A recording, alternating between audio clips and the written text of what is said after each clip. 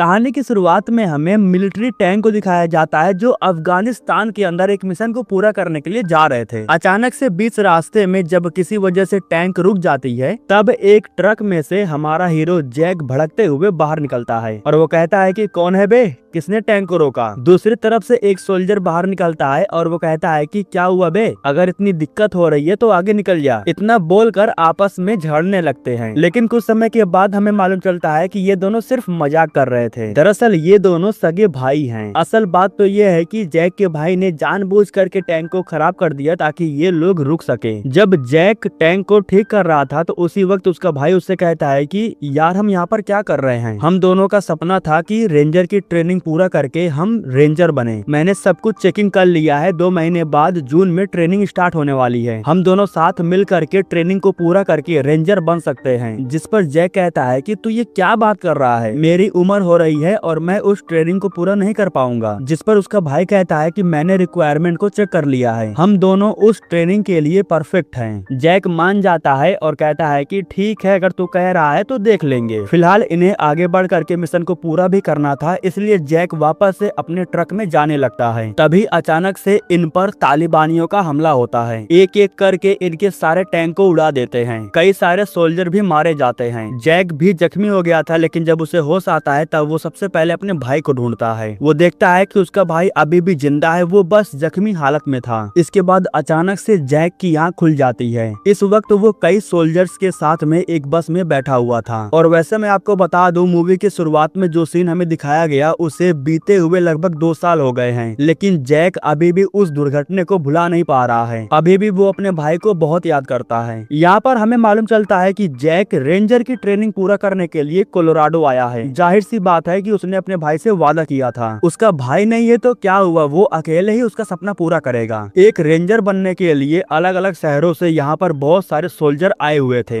कप्तान इन सबको बताते हैं कि तुम्हारे पास सिर्फ 4 हफ्तों का समय है। इन 4 हफ्तों के अंदर तुम्हें खुद को साबित करके ट्रेनिंग को पूरा करना होगा। आखिरी हफ्ते में तुम्हें मिशन को पूरा करके उस लाइन को पार करना है। अगर तुम सही सलामत उस लाइन को पार करते हो तो तुम्हें एक रेंजर बना दिया जाएगा। इसके बाद पहले हफ्ते से ही ये सभी लोग अपनी ट्रेनिंग को पूरा करने लगते हैं। इस ट्रेनिंग में जो फेल हो रहे थे उन्हें अलग करके वापस घर भेज दिया जा रहा था। जैसे जैसे हफ्ता बीत रहा था तो एक के बाद एक सोल्जर्स को छाड़ करके उन्हें वापस घर भेज दिया जा रहा था, क्योंकि वो मिशन में फेल हो रहे थे, ट्रेनिंग को पूरा नहीं कर पा रहे थे। ट्रेनिंग को पूरा करते हुए लगभग 2 हफ्ते बीत चुके थे और तीसरा हफ्ता शुरू हो चुका था, लेकिन जैक अभी तक किसी भी सोल्जर के साथ घुला मिला नहीं था। वो बस अपनी ट्रेनिंग पर फोकस कर रहा था। इतना फोकस कर रहा था कि बाकी के सोल्जर उस पर फोकस करने लगते हैं। एक दिन स्मिथ अपनी टीम से पूछ ही लेता है कि आखिर ये बंदा है कौन। तब वेलोरिना उसे बताती है कि ये अपनी टीम के साथ अफगानिस्तान में एक दल को बचाने के लिए गया था, लेकिन तालिबानियों का हमला होने की वजह से उसकी पूरी टीम मारी गई, यहाँ तक कि उसका भाई भी मारा गया। सुनने में ये आया था कि वो अपने भाई को कंधों पर उठा करके 10 मील तक चल करके बेस पर लेकर के गया था, इसीलिए इसको सिल्वर मैन का अवार्ड दिया गया। इतना सब कुछ सुनने के बाद स्मिथ से रहा नहीं जाता। वो उससे पूछता है कि अफगानिस्तान में क्या हुआ था, लेकिन जैक उसे इस बात का कोई जवाब नहीं देता। उसी वक्त स्मिथ का टीम लीडर जेकब उसे डांटने लगता है। वो उससे कहता है कि तुम इस तरह उससे ये बात नहीं पूछ सकते, उसने बहुत कुछ खो दिया है और उसे फिर से वो सब कुछ याद मत दिलाओ। इसके बाद हमें न्यूज पर दिखाया जाता है कि नासा ने एक एस्ट्रॉइड को डिस्कवर किया है। नासा का कहना है कि ये एस्ट्रॉइड हमारे अर्थ के एटमॉस्फेयर से होकर के गुजरने वाला है। वैसे कोई भी इस न्यूज पर ज्यादा ध्यान नहीं देता है। तीसरा हफ्ता शुरू होते ही इन सभी की ट्रेनिंग हार्ड हो जाती है। तीसरे हफ्ते में जो मिशन इन्हें दिया जाता है उसमें कई सारे सोल्जर फेल हो जाते हैं, इसलिए उन सबको वापस घर भेज दिया जाता है। ट्रेनिंग का चौथा हफ्ता शुरू होने वाला था, यानी कि आखिरी हफ्ता। जैक ने ठान लिया था कि वो जी जान लगा देगा, लेकिन बिना रेंजर बने वापस घर नहीं जाएगा। चौथा हफ्ता शुरू होने के बाद इनकी ट्रेनिंग शुरू होती है। इन सबको स्विमिंग पूल के अंदर डाला जाता है। काफी समय तक कुछ सोल्जर सरवाइव करते हैं, लेकिन बाद में वो ऊपर आने लगते हैं। लेकिन जैक हार नहीं मानता, वो लास्ट तक पहुंचना चाहता था। लेकिन जब उसकी हिम्मत टूटने लगती है तब वो अपने भाई को याद करता है। उस समय को याद करता है जब उसने अपने भाई को बचाने के लिए उसे अपने कंधों पर रखा और पैदल 10 मील चल करके बेस की तरफ जाने लगा। पानी के अंदर वो बेहोश हो चुका था। सही समय पर जल्दी से सोल्जर उसे पानी से बाहर निकाल लेते हैं। उसके शरीर के अंदर पानी चला गया था। जैसे ही शरीर से पानी बाहर निकलता है तो वो नॉर्मल हो जाता है। इस हादसे के बाद कैप्टन उसे अपने ऑफिस में बुलाते हैं उससे बात करने के लिए। कैप्टन उससे कहते हैं कि मैं तुम्हें ट्रेनिंग से निकाल रहा हूँ, तुम वापस घर जा सकते हो। यह सुन करके जैक नाराज हो जाता है और उनसे पूछता है कि आखिर मेरी गलती क्या है, मैंने सब कुछ सही किया, हर मिशन को सही तरीके से पूरा भी किया। जिसके बाद कैप्टन उसे बताते हैं कि बात मिशन की नहीं हो रही है, बात उसकी हो रही है जो तुम्हारे दिमाग में चल रहा है। मैंने नोटिस भी किया है और दूसरों के मुंह से सुना भी है कि तुम पागलों की तरह इस ट्रेनिंग को पूरा कर रहे हो। ना तुम रात में ठीक से सोते हो और ना ही किसी से बातचीत करते हो। तुम एक इंजीनियर हो और तुम्हें पता है कि बड़ी से बड़ी मशीन की भी एक हद होती है। इस ट्रेनिंग में आने के लिए तुमने लगभग 4 बार अप्लाई किया, लेकिन तुम्हारी उम्र की वजह से तुम्हें बार बार रिजेक्ट कर दिया गया।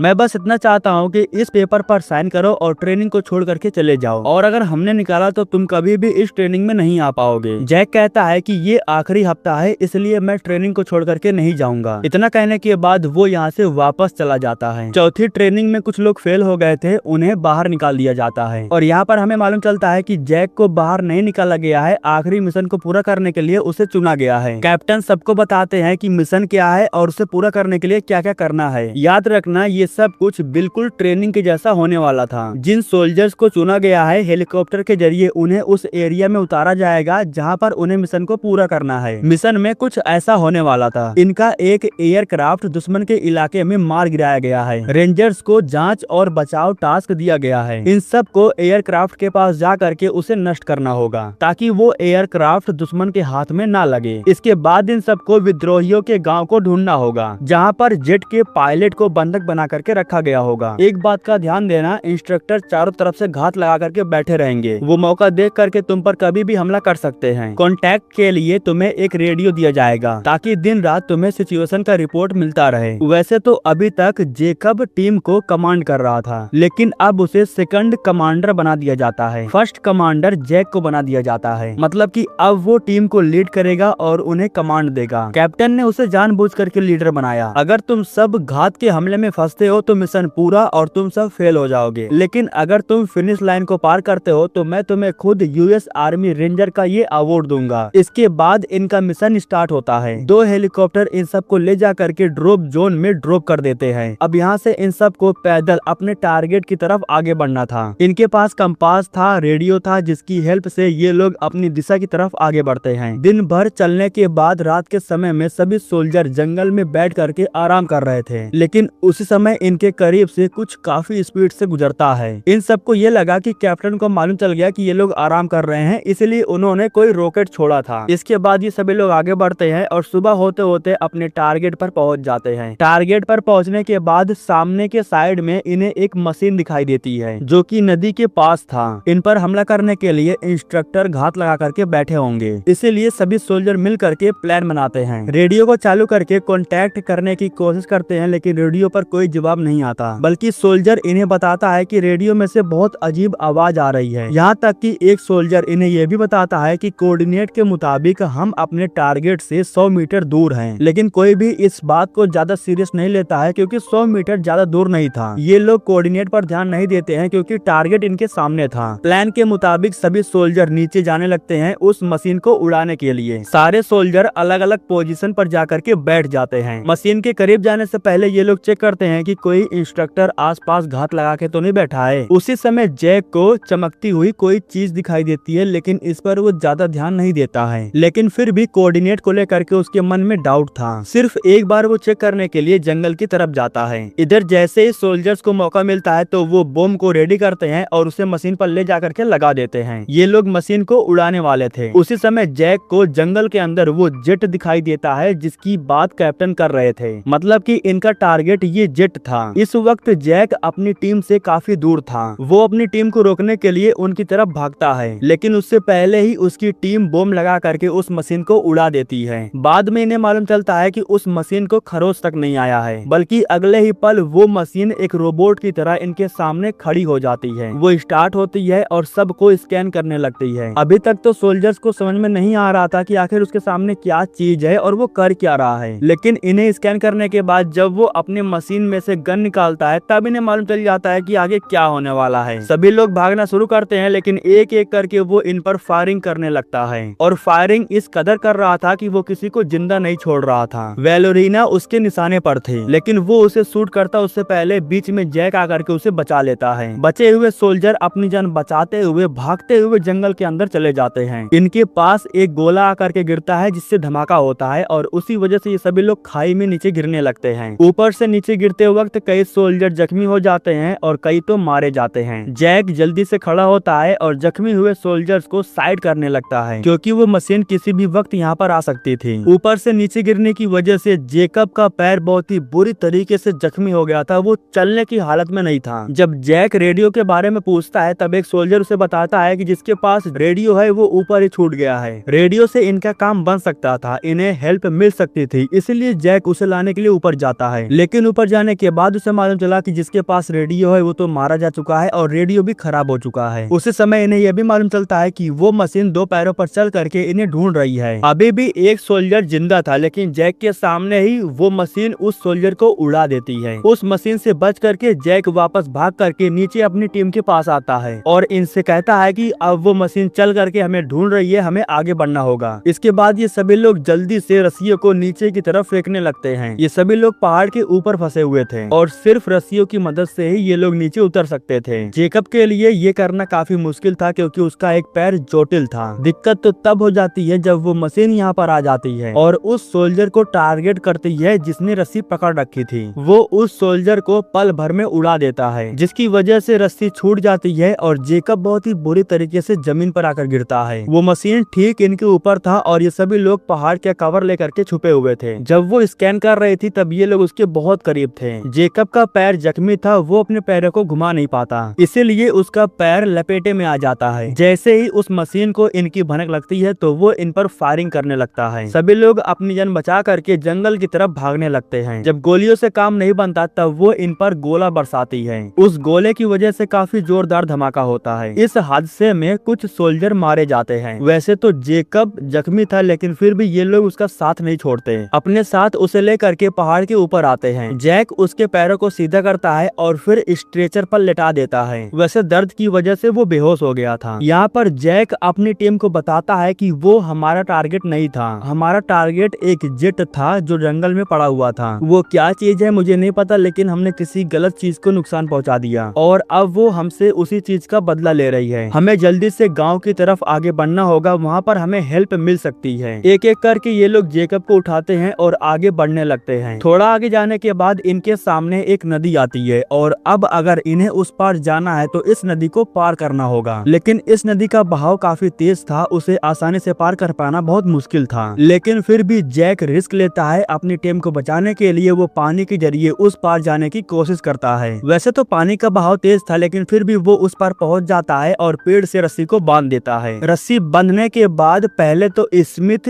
जेकब को अपने साथ लेकर के उस पार जाने की कोशिश करता है लेकिन इस रस्सी के बीच में एक गांठ बनी हुई थी जिस पर स्ट्रेचर का क्लिप फंस जाता है। हालांकि स्मिथ उस क्लिप को छुड़ाने की कोशिश करता है लेकिन इस बीच गलती से जेकब स्ट्रेचर के साथ लटकने लगता है। इन्हें मुसीबत में देख करके जैक उसे बचाने के लिए जाता है। दूसरी तरफ वेलोरिना भी इन्हें बचाने के लिए आगे बढ़ने लगती है। वैसे तो ये लोग करीब पहुंच चुके थे लेकिन जेकब को बचा पाते उससे पहले ही यहाँ पर वो मशीन आ जाती है। स्कैन करने के बाद वो इन पर हमला करती है जिसकी वजह से ये सभी लोग पानी में गिर जाते हैं। अभी भी वो मशीन हमला करना बंद नहीं कर रही थी, वो लगातार इन पर फायरिंग की जा रही थी। पानी का बहाव काफी तेज होने की वजह से सभी लोग झरने में जाकर के गिर जाते हैं। जैक ने अभी भी जेकब का हाथ नहीं छोड़ा था। जेकब बेहोशी की हालत में पड़ा हुआ था। इनके टीम में अब सिर्फ 6 लोग बचे हुए थे। वो मशीन करीब आती उससे पहले ही ये लोग जेकब को अपने साथ लेकर के गाँव की तरफ आगे बढ़ते हैं। गाँव में पहुँचने के बाद इन्हें मालूम चलता है कि यहाँ पर तो सब कुछ जल करके खाक हो चुका है, मतलब कि वो मशीन पहले ही यहाँ पर आकर के पहुँच चुकी थी। लेकिन यहाँ पर इन्हें ये मालूम चल जाता है कि वो आसमान से गिरा है। न्यूज पर जिस एस्ट्रॉइड की बात हो रही थी वो यही मशीन थी। जैक अपने साथियों से कहता है कि हमें जल्दी से इस टैंकर को ठीक करना होगा क्योंकि इसी की वजह से हम जल्दी बेस तक पहुंच पाएंगे। जब ये लोग टैंकर को स्टार्ट करते हैं तो वो आराम से स्टार्ट हो जाता है लेकिन दिक्कत अब थी क्योंकि उसका टायर फंसा हुआ था। हालांकि ये लोग मिल करके उसे खींचते हैं और बाहर निकाल देते हैं लेकिन तभी इन्हें इस बात का भी एहसास हो जाता है कि वो मशीन इनके आस पास ही है। टैंकर को स्टार्ट करने के बाद ये लोग जल्दी से यहाँ से निकलने लगते जाते हैं। इस दौरान स्मिथ जा करके कुछ असली गोलियों को इकट्ठा करने लगता है उस मशीन से लड़ने के लिए। जब वो गोलियों को इकट्ठा कर रहा था तो उसी वक्त यहाँ पर वो मशीन आकर के पहुंच जाती है। गोलियों को लेकर के वो जी जान लगा करके टैंकर की तरफ भागता है, लेकिन तभी मशीन उस पर हमला कर देती है, जिसकी वजह से वो मौके पर ही मारा जाता है। गोलियों के बॉक्स के साथ जैक टैंकर के अंदर जाकर गिरता है। वैलोरीना जल्दी से टैंकर को स्टार्ट करके यहाँ से भागने लगती है। इस दौरान इनके बीच में खतरनाक फायरिंग होती है और जब गोलियों से काम नहीं बन पाता है तब वो मशीन अपना गोला छोड़ती है। गोले के धमाके से भी इनके टैंकर में कोई फर्क नहीं पड़ता। ये मशीन लगातार इन पर फायरिंग कर रही थी, इन पर हमला कर रही थी, जिसकी वजह से जैक एक एक करके अपनी टीम को खोने लगता है।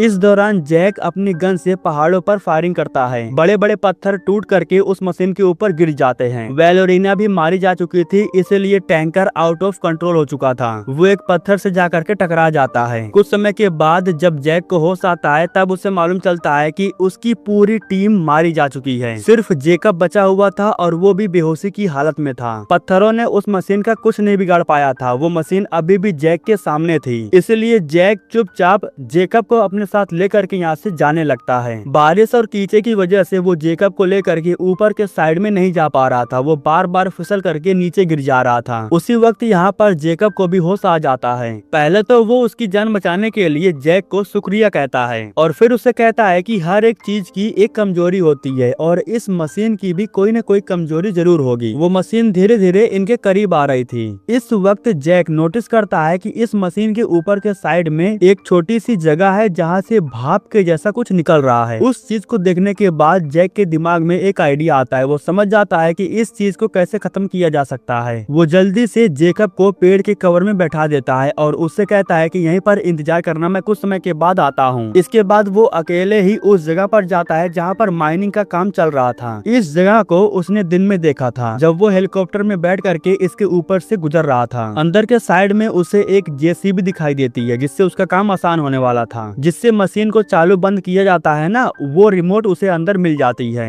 इसके बाद वो उस मशीन को अपनी तरफ बुलाने के लिए आसमान में फ्लेयर चलाता है। कुछ समय के बाद जैसे ही वो मशीन यहाँ पर आकर के पहुँचती है तो उसी वक्त जैक धमाका करता है। इस धमाके की वजह से वो मशीन नीचे आकर के गिरती है। उसी समय जैक को जैसे ही मौका मिलता है तो वो जेसीबी को लेकर के बाहर आता है। जेसीबी को ले जा करके वो सीधा मशीन को ठोक देती है। मशीन को ले जा करके दीवार से सटा देता है। इसके बाद वो तुरंत रिमोट के बटन को दबा देता है, जिसकी वजह से ऊपर जो मशीन थी वो चालू हो जाती है। छोटे छोटे जो कंकड़ थे वो उस मशीन के ऊपर आकर के गिरने लगते हैं। कंकड़ जैसे ही अंदर जाता है तो वो मशीन लाल हो जाती है। जैक जल्दी से भागता है और उसी समय जोरदार धमाका होता है। इस तरह से उस मशीन का खात्मा हो जाता है। इसके बाद जैक वापस से जा करके जेकब को अपने कंधों पर उठाता है और उसे लेकर के बेस की तरफ जाने लगता है। जब वो बेस पर पहुंचता है तब उसे मालूम चलता है कि यहाँ पर भी हर तरफ अफरा तफरी मची हुई है। जेकब को अपने साथ लेकर के वो रेंजर की आखिरी लाइन को पार करता है। मतलब कि ये दोनों एक साथ इस मिशन को पूरा करते हैं और रेंजर बनते हैं। जेकब उसे शुक्रिया कहता है। इसके बाद मेडिकल टीम उसे उठा करके लेके चली जाती है। यहाँ पर जैक कुछ मशीनों को देखता है जो फोर्स उठाकर लेकर के आ रही थी। तब कैप्टन उसके पास आकर के उसे बताते हैं कि वो मशीनें हर तरफ फैली हुई हैं। हमारी बटालियन इस बेस पर लोगों को बचाने में फंसी हुई थी, इसलिए हम तुम्हें बचाने के लिए नहीं आ पाए। न्यूज के जरिए हमें मालूम चलता है कि वो एस्टेरॉयड अलग अलग जगहों पर जाकर के गिरा है। वो मशीनें दुनिया में हर तरफ फैले हुए हैं और तबाही मचा रहे हैं। दुनिया भर की फोर्स इस मशीन को तबाह करने में लग चुकी है। इधर जैक की जांच वगैरह पूरी हो जाने के बाद कैप्टन उससे पूछते हैं कि तुमने जिस मशीन को मारा उसे कैसे मारा। तब जैक इन्हें बताता है कि उस मशीन के ऊपरी हिस्सा में एक छोटी सी जगह है। उस जगह से वो कभी कभी भाप या गैस छोड़ता है। अगर उसके अंदर हम कुछ गिरा दे तो उसका पूरा सिस्टम ठप हो जाएगा। इस तरीके से ही मैंने उसे खत्म किया था। इसके बाद कैप्टन उससे कहते हैं कि तुम इसके हकदार हो। इतना कहने के बाद वो उसे यूएस आर्मी रेंजर अवार्ड देते हैं। उससे कहते हैं कि अब तुम एक रेंजर बन चुके हो, तुम्हें अपनी टीम को लेकर के उन मशीनों को तबाह करने के लिए निकलना होगा। इसके बाद जैक अपनी टीम के सामने जा करके उन्हें हौसला देता है और उन्हें अपने साथ लेकर के मिशन पर निकल पड़ता है। इसी के साथ दोस्तों ये कहानी यहीं पर खत्म हो जाती है।